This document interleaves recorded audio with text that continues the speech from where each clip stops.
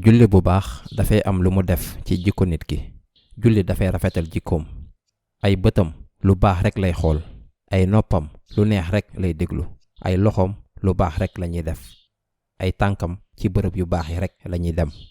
lan mooy firndeel li yépp?